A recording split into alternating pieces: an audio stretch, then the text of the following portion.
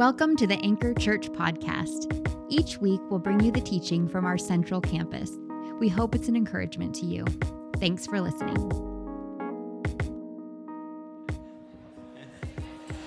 All right. Well, good morning, guys. It is good to see you today. If we haven't met yet, my name is John. I'm the executive pastor here at Anchor.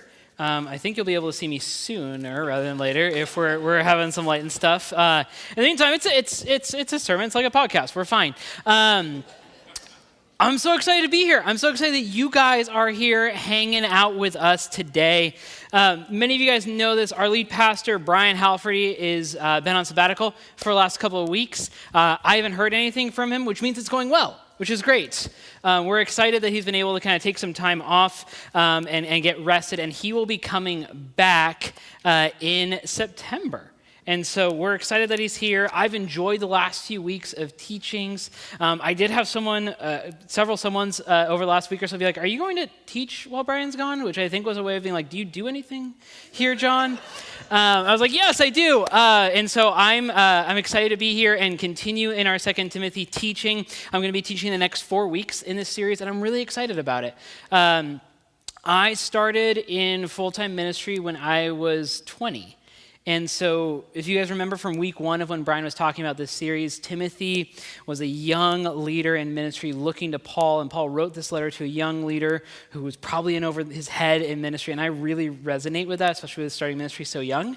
And so I love this text that we're in, and I'm really excited to get to go kind of in the home stretch of this book of the Bible for the next 4 weeks.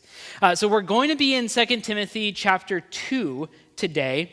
And here's the deal. There is so much that we can pull out of these verses that we're going to read today.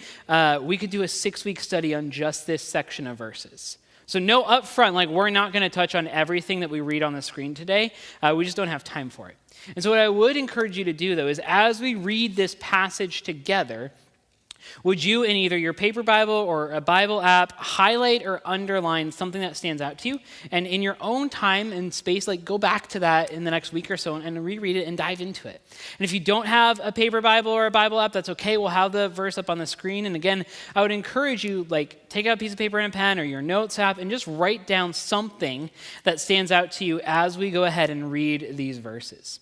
So would you guys read with me, starting in verse 8 of chapter 2 of 2 Timothy? Remember Jesus Christ, raised from the dead, descended from David. This is my gospel, for which I am suffering even to the point of being chained like a criminal. But God's word is not chained. Therefore, I endure everything for the sake of the elect, that they too may obtain the salvation that is in Christ Jesus with eternal glory. Here is a trustworthy saying. If we died with him, we will also live with him. If we endure, we will also reign with him. If we disown him, he will also disown us. If we are faithless, for he cannot disown himself.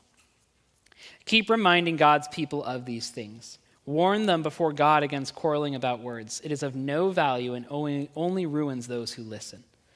Do your best to present yourself to God as one approved, a worker who doesn't need to be ashamed and who correctly handles the word of truth. Avoid godless chatter because those who indulge in it will become more and more ungodly. Their teaching will spread like gangrene. Among them are Hymenaeus and Philetus, who have departed from the truth. They say that the resurrection has already taken place, and they destroy the faith of some. Nevertheless, God's solid foundation stands firm, sealed with this inscription: The Lord knows those who are his, and everyone who confesses the name of the Lord must turn away from wickedness. There's a lot in this passage. There's a ton in this passage. We will not get to every single verse in this. Something, though, that I want us to have going into this is the context of where we were in this letter that Paul wrote to Timothy last week. Pastor Susan was on the stage here. She did a great job of kind of unpacking what this means for us. And if you look back, you'll see kind of these headings in the Bible that aren't Bible verses, but are just kind of headings that translators have put in there to give us a little bit of an idea of what the conversation is or what the topic is. And the heading of this first section is often called something along the lines of the appeal renewed. Right, so this section, these verses, this is an appeal to Timothy and I believe to us as well. It's an appeal, an exhortation, an encouragement, an ask. And what is it? An ask of? An ask to be strong in Jesus. And like Susan did a great job of talking about last week, it's an appeal to be strong in Jesus by not getting caught up in non-Jesus-y things. And so this week we get to kind of answer that how question, right? The question of how. How do we avoid getting caught up in non-Jesus-y things as people who are looking to Jesus? And so the text that we just read, I think, has some really clear ways that we can do it. And I think that a lot of it, though, for today's purposes, is going to boil down to a phrase that we use often as a leadership team here at Anchor. And some of you guys might have heard this phrase. We've said it a couple times from the stage. We do a really good job of talking about it as a leadership team, and so sometimes that goes down to our volunteer teams as well. It's just good church culture, how that happens. And so, but this phrase that I'm about to say has been kind of a guiding principle for us at Anchor. If you have any questions about why does Anchor do things this way, or why did you decide to do this, or why don't you do blank, this phrase will probably answer 85% of those questions. So that phrase is this: at Anchor, we want to open the doors as wide as possible while lifting what's central as high as possible. We want to open the doors as wide as possible while lifting what's central as high as possible. That phrase is a decision lens for us as a team. And I hope for those of you that are members here, your core team members, you call Anchor your home, I hope that for those of you that do that, like this is also a lens for you as you do life in this community. And so there are two parts to that phrase. Weirdly enough, we get 90% of the pushback on this in the first part of it, right? The open the doors as wide as possible. And what's interesting is that I have yet to have a single complaint for someone who says, John, I don't like that the doors were wide open for me. It's always like, hey, if we open the doors as wide as possible, like these type of people might come through. It's never about me, it's always about someone else, right? And sometimes they don't push back on this phrase, but they push back on something else that we've said that comes from this, which is that at Anchor, we believe that you can belong before you believe. That you can belong to this community here before you believe in Jesus. And we think that it's okay, and we encourage that you can be a part of the community here at Anchor without knowing if you believe in Jesus or what you believe in Jesus. That we think that this is a place where people can belong wherever they are in that journey, even if they haven't really started that journey of following Jesus. Why do we think that? Because Jesus modeled that. Like we look at the Bible and we go, oh, Jesus did that. We should probably do that, right? Like it's a really easy decision for us. But it's hard because, again, there's a lot of pushback. And the pushback, again, doesn't come from someone saying like, man, John, I don't know if it's okay if I belong here before I believe, but I don't know if it's okay for them to belong here before they believe. And again, like if that's you, if that kind of feel like I stepped on your toes, like I've been there too. I've been prideful. I've been arrogant. I've been jealous. I've had these moments where it's like, oh, I happen at this church. Like this community is so special. What if that ruins it? And that just misses the point. And I think one of the reasons why we know how and why that misses the point, and the thing that really backs up how we open the doors as wide as possible, is when we focus on what it is that we believe we are called to lift as high as possible. And so that's what we're going to spend time talking about today, is what does it mean when we say we're going to lift what's central as high as possible? What is that? So the first thing I think the text shows us, and if you're taking notes, I'd love for you to write this down, is that when we are trying to lift what's central as high as possible, we need to remember who Jesus is. We need to remember who Jesus is. It sounds simple and it sounds kind of weird, but it's also, I think it's really important because it's so easy for us to forget who Jesus is. You see, when we forget who Jesus is or we forget who God is, we start making choices that take us further and further and further away from him. There's a guy in the Old Testament named Jonah. If you know anything about Jonah, you know it was his job to tell people about Jesus, or God, really, in that point in the Old Testament, right? To tell people about God and the hope that's found in God. And God told Jonah, he said, hey, you're going to go to Nineveh and tell people about me. And he said, no, I'm not. Because I don't like them. He wouldn't say it quite that bluntly, but he's like, they're going to hurt me. They don't like me. I don't like them. And there was something else kind of hidden in Jonah's heart where he's like, I don't want them to get God. Like, I don't want those people to be in the church because I don't like them. And so Jonah got further and further and further and further away from God. He ran away. He went on a boat in the opposite direction. He asks to get thrown overboard in the middle of a storm because he's like, this is on me. He gets in a large fish or a whale, however you want to read that. And in Jonah, I think it's chapter 2, there's a really cool moment where he's stuck in this sea creature and he's praying. And a very brief paraphrase of this prayer is that it's a moment where he says, God, forgive me, I'm sorry, I forgot who you were. See, when we forget who God is, we forget who Jesus is, it means that we have gotten off track of following him. We have not lifted what's most important as high as possible. We haven't placed the central thing as high as possible. We've gone on this detour. That's what happens when we forget God. So what does it mean to remember Jesus? Who is Jesus? In verses 8 and 9, Paul tells us this really quick primer. He says, remember Jesus Christ, raised from the dead, descended from David. This is my gospel, for which I am suffering even to the point of being chained like a criminal. But God's word is not chained. This is the gospel. Jesus Christ raised from the dead. And if you're brand new to the idea of the gospel or church, it's simply this. God made the world, and it was good and it was perfect. And he made humans, and he loved humanity. But humanity, as we all do, made a mistake, and brokenness came into the world. And no matter where you stand on God and Jesus and the Bible, and you're in this room or online today, you do believe, there's just no way you can't, you do believe that there is brokenness inside of us and in this world. Even if you don't believe in God, even if you don't believe in Jesus, you can spend 4 hours on this place called Earth and go yeah, there's brokenness. It's obvious to us. And so we believe, and the good news of the gospel is that God can't exist alongside brokenness. And so Jesus, God's son, came to earth, lived a perfect life, and died. When he died, he took the punishment for our brokenness, for our mess. And then 3 days later, like Paul says, he was raised from the dead. And in doing so, he conquered or defeated death and gave us hope.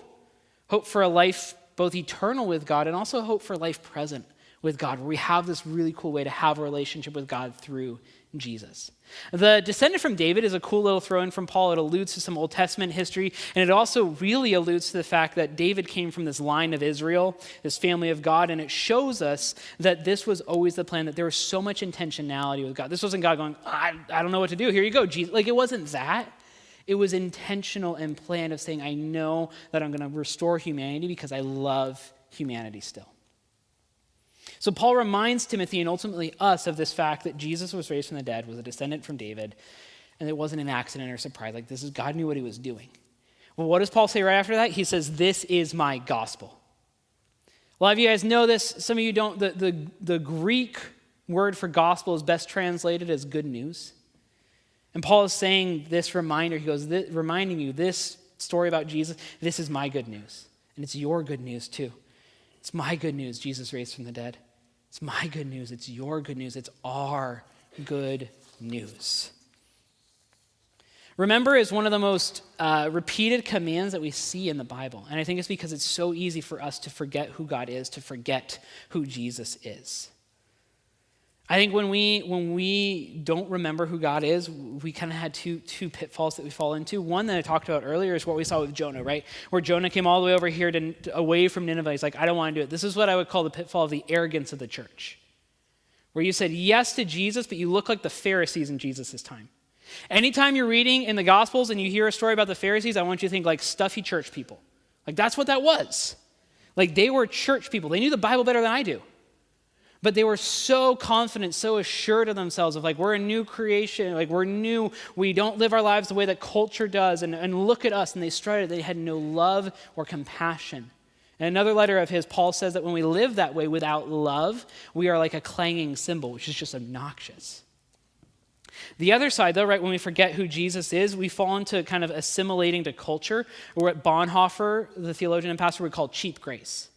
This idea of our lives don't really have to look that different from the world around us because Jesus died for it, right? And so it's okay. And yes, Jesus died for our brokenness, but he didn't die for that. Jesus died so that we could live life and life to the fullest. And life to the fullest means that there are things that we do differently than the world around us because they're better for us and for who we are and how we are made. So when we forget, right, we go into either the arrogance of the church or the assimilation of culture. The second thing, though, that I think is really important to look at, and we're going to touch a lot more on this next week because it keeps going, is that when we are trying to lift what's central as high as possible, we're going to focus on good teaching. We're going to focus on good teaching. Verses 14 through 18 says this, keep reminding God's people of these things. Warn them before God against quarreling about words. It is of no value and only ruins those who listen. like, we're going to talk about this a lot next week. Like, that's a really good reminder. Like, the world is full right now of quarreling about words, and it ruins those who listen. Over the weekend, I was like, I feel angry and annoyed and angsty. I was like, I spent too much time on Twitter. And so I got rid of it on my phone, and then I was like, oh no, it's NBA free agency. I need to re-download it. Because, yeah, I have problems. Right, but like, these things, right? When we get into these contexts where there's just useless quarreling about words, which is where I would put all arguments on social media, like, it's not good for us who engage in it. Like, even just as a bystander, it ruins us. Right? So avoid those. Do your best to present yourself to God as one approved, a worker who does not need to be ashamed, and who correctly handles the word of truth. Avoid godless chatter, because those who indulge in it will become more and more ungodly. Their teaching will spread like gangrene. Among them are Hymenaeus and Philetus, who have departed from the truth. They say that the resurrection has already taken place, and they destroy the faith of some. Something I underlined in my Bible app, their teaching will spread like gangrene.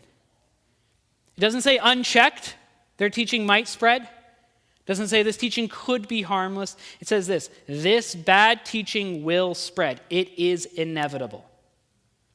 What do we do in the face of an inevitable bad thing? I believe this, we are called to focus on what we can control. Here's the thing, God is not surprised that bad teaching in churches will spread. He just isn't. I think I think he's okay and has a plan. And so we shouldn't be surprised when that happens either. And that's really, really hard. It infuriates me when I would go into a bookstore and see book after book after book from the same prosperity gospel preacher flourishing. It drives me nuts. It's sickening to watch churches who manipulate people in the name of the Holy Spirit grow and thrive.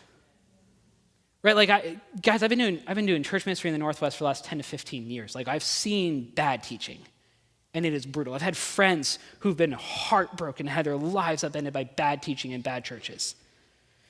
It is brutal to watch the people that get churned out by pastors who say that legal fundamentalism is the only way to follow Jesus and anything else doesn't count. It is heartbreaking to watch friends not really live for anything because they're in a church where the pastor says, like, you can find Jesus in anything, so as long as you love enough, it doesn't matter what you believe. Right? It's heartbreaking. And there are times where I was like, I want to go on diatribes. I want to name people on this stage. I want to go. I can't control it. Not only can I not control it, I don't think I'm supposed to. There's probably, and we're not going to do hand raises on this, but like I will raise my hand on this. Like, there are parts of the Bible I wish were not in the Bible. Like, there are parts of the Bible that I read and I go, why is that there? Like, that sucks. So in Philippians chapter 1, verse 15, it says this: "It is true that some preach Christ out of envy and rivalry, but others out of goodwill. The latter do so out of love, knowing I am put here for the defense of the gospel. The former preach Christ out of selfish ambition, not sincerely, supposing that they can stir up trouble for me while I'm in chains. But what does it matter? The important thing is that in every way, whether from false motives or true, Christ is preached. And because of this, I rejoice. Yes, and I will continue to rejoice." Does this justify awful bad church? No. Does this mean that we should go to the cheap grace version of teaching and be like, well, it doesn't matter, so I'm going to preach in whatever way gains me personally, and it's all going to be good? No, like, it doesn't justify that. But what it does say is, John, focus on what you can control. Like, you need to focus on what you can control. I have a plan to take care of bad teachers, and man, the Bible's really clear on that. But it's in my time and my way, John, not yours. Amen. And your job is to go, Christ is going to be proclaimed. There are people who's had lives radically changed by churches and pastors that I really dislike.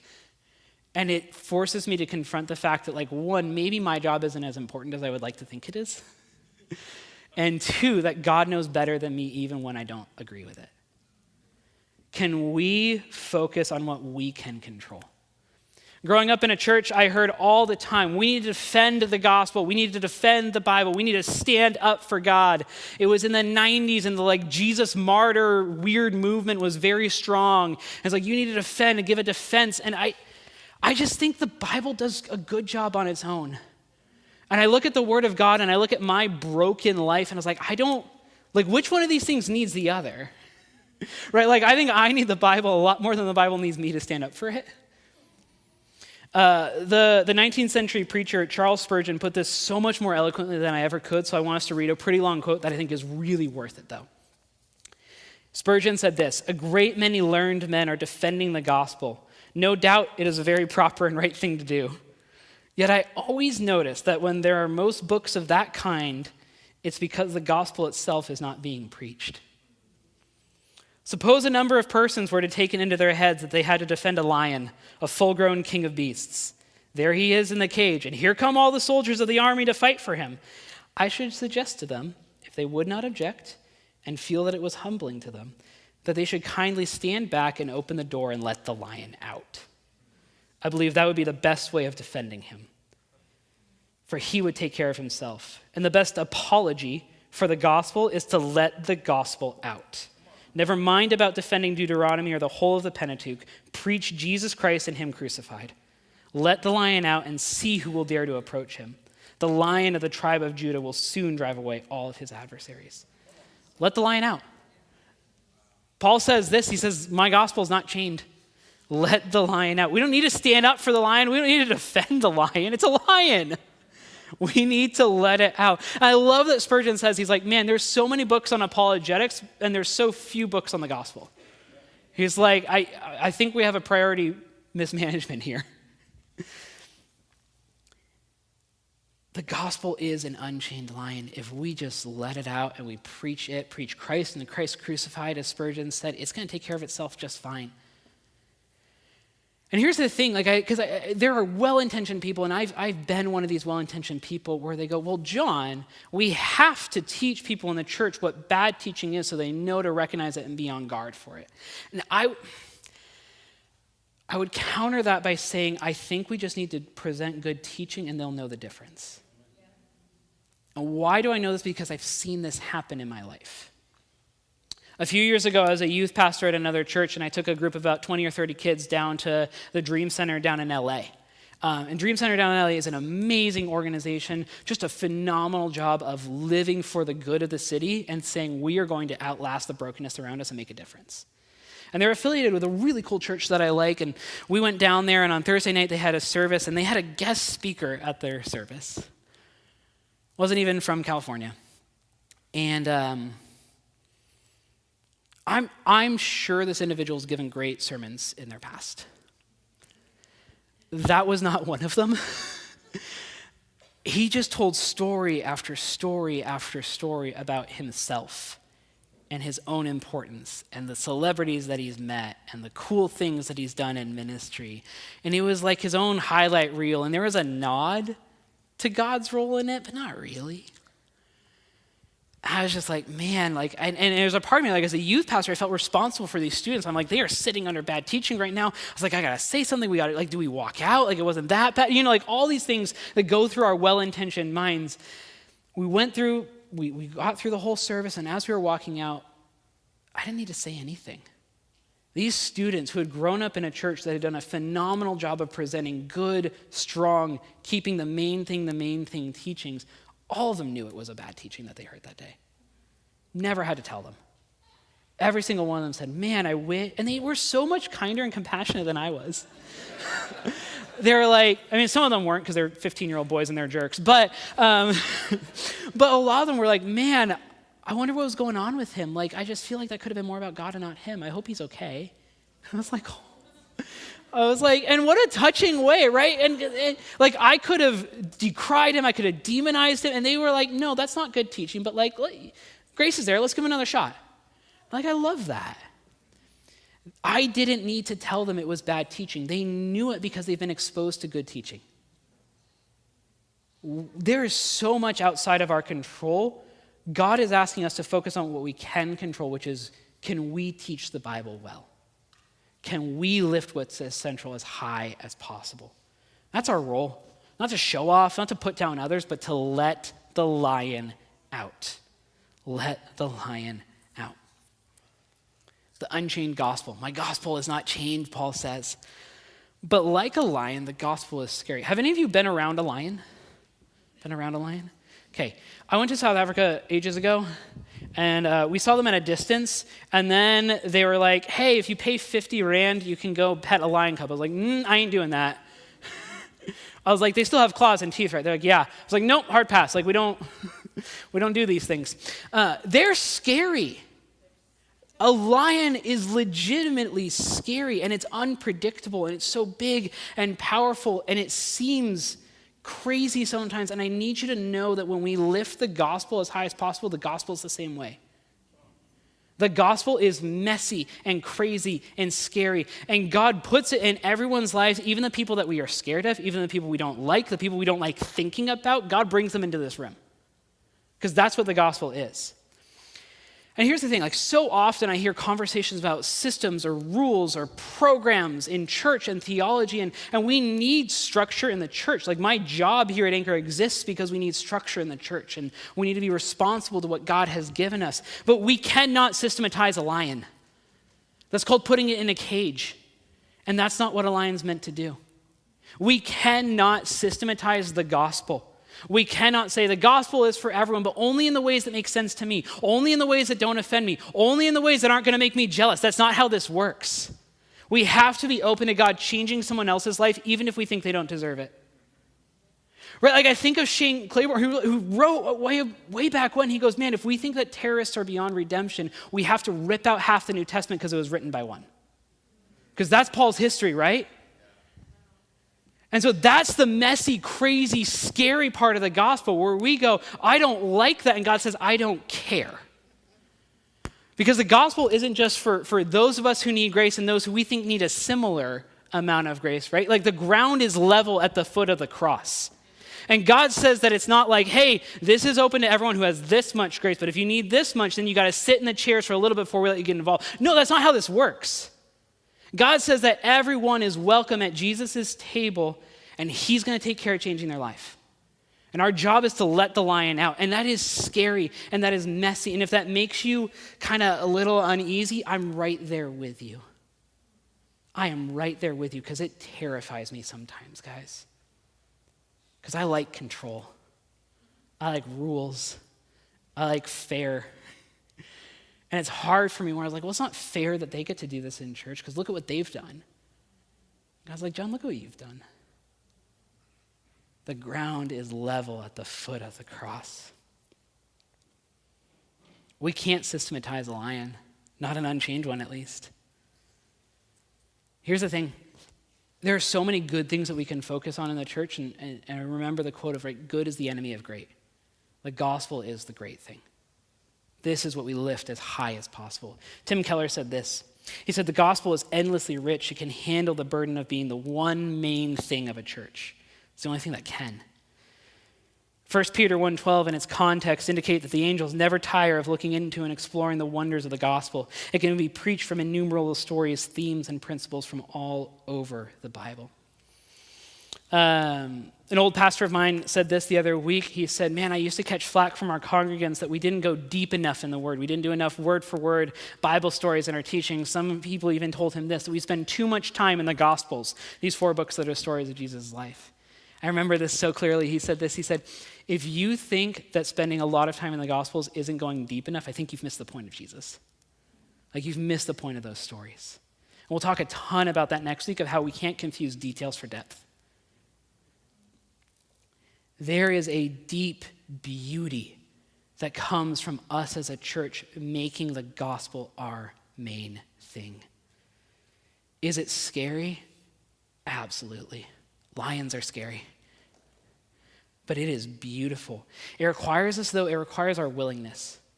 Here's the thing. It doesn't require you to have your stuff together or someone else to have their stuff together. It does require us to be willing to press into mess together. Right? When we are willing as a community to lift this as high as possible, means we have to be willing to, 1, be vulnerable and let other people into our mess, and 2, be okay when people we don't like come through the doors and we let their mess get on us. Like that's what this means. That's what this looks like. And when we do that, guys, it's so beautiful. We have a community, and I've seen this here at Anchor, and some of our Anchor groups are killing it at this, and it's so beautiful to watch. Some of our lobby conversations are killing at this, and it's so beautiful to watch. Our church plants are here in this room. We're doing a great job where we get to pray together, where we get to weep together, to celebrate together, gather together, and fight each other together. And there is a beauty in conflict done well, I believe. Now, not fighting together with ultimatums and threatening loss of relationship. That's not it. But this thing where we're saying we are both passionate about this Jesus thing, and we're going to have disagreements. I'm going to look through the lens of open the doors as wide as possible, lift what's central as high as possible, and someone else will too, and we'll come to different conclusions. So we'll fight about it. That's okay. I think that's good. That's how we grow. If you don't fight in a relationship with someone, you probably don't care about the relationship or what that relationship is about. Like if you are passionate about something, there's going to be arguments. Can we as a community agree and be willing to press into that mess together of those arguments? Knowing that out of that fight will come the beauty of true gospel-centered community. We're going to have the band and the communion team come forward. Letting the lion out is what we are called to do.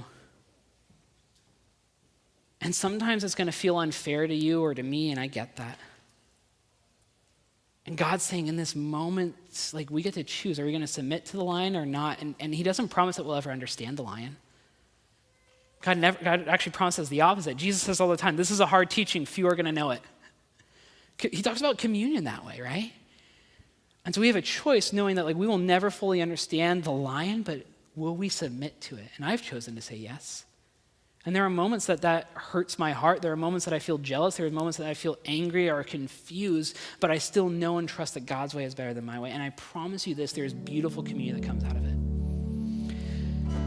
I love the way we do communion here at Anchor. If you're new here, communion is this moment where we remember Jesus' sacrifice. We remember a day where Jesus brought his disciples together and said, I'm going to die. I'm not going to be here anymore. So my body is going to be broken for you. My blood is going to be shed for you. Will you do this in remembrance of me?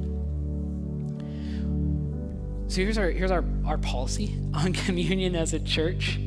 If you've said yes to Jesus, even if you said yes to Jesus for the very first time today, you can come forward and take communion and participate in that celebration of what Jesus did. I think the way that we do communion is really, really beautiful. There's not a discipleship test to serve communion here, guys.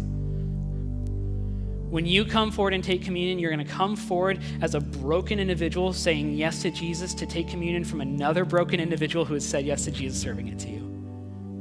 Because we all have a seat at Jesus' table. A couple years ago, someone came forward and asked, they're like, hey, I want to serve on the hospitality team because I was welcomed so well at church, but I can't stand up. What do you have for me? And I remember going, oh my gosh, you're the perfect communion server. Like, I can't think of a better way, a better picture of showing like every single one of us, no matter how we feel about ourselves, no matter how the world looks at us, is welcome at the communion table if we just said yes to Jesus. What better way to say like there aren't special people serving communion. It's just people who are broken like me and you saying, I've said yes to Jesus and I want to give you body and blood of Jesus as we recognize this sacrifice that Jesus made. I think there's some really deep beauty in that. One broken person going to another broken person who've both said yes to Jesus and recognizing what he did that changed everything for us.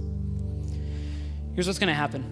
In a little bit, the band's going to play a song, and during that song, we would encourage you, if you said yes to Jesus, even if you said yes to Jesus today, to come forward or to the back of the room and take communion. But I want you to do something before you do that. We're going to put 4 words up on the screen. Here's what I want you to do. I want you to look at these 4 words, and I want you to pick one word. I want you to pick one word that you're going to write down on a piece of paper. You're going to write down on your hand if you have to. You're going to put it in your notes, in your phone. You're going to write down one word, and you're going to sit with that word this week and see what God does. And these 4 words, I think, are 4 ways that I would like you to consider responding to this message. The first is this: receive. You're here today, and this idea of the gospel, the good news for me and you and everyone, you've never heard that before. Or you've heard it before and it's never really felt real to you, but you feel today that God is calling you to receive that. If that's you, I'm so glad you're here. I'd love for you to write that down. If you write down that word, I know these people at the black prayer walls in the front of the room would love to pray with you today. So I think some of you are here and you need to receive. Some of you are here, though, and you need to write down the word remember.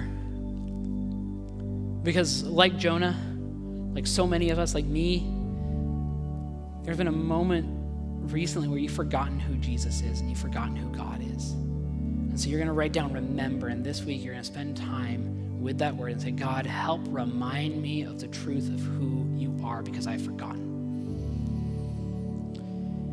Third thing is revere. I think for those who are going to write down the word revere and sit with that this week, I think God's saying you've been caught up in the good things of church or life and you've forgotten the great thing of the gospel. So I'm going to ask you to just sit in reverence of this gospel, this fact that in spite of us continually making mistake after mistake after mistake, God still says, I love you and I have a place for you. You need to sit and be in reverence of that. And the last one is this, is remind. Maybe none of these first three words stood out to you, and if that's the case, I want you to write down the word remind. And this week, I want you to say, who am I going to remind about this good news? Maybe it's someone in this room. Maybe it's someone in your home. Maybe it's people in your neighborhood, at your job, but you're going to sit with that word remind, and you're going to remind people this week of this good news that is my good news, that is your good news, and is their good news as well. So before you take communion, take some time, write down one of those words. I'm going to pray for us as we go into that time. God, I thank you for our good news that Jesus came and he took the punishment for our brokenness and conquered death 3 days later. God, we thank you for the hope that we have in that, the hope for today, tomorrow, and eternity. God, I pray for those who are receiving that good news for the very first time today, God, that they would feel their burden lighten, they would feel hope maybe for the first time in a while. God, be with us as we sit and discern and listen and say, what do you want me to take away from this teaching today? God, we thank you for who you are, what you've done, and what you're going to do in our lives, in this church, in this city.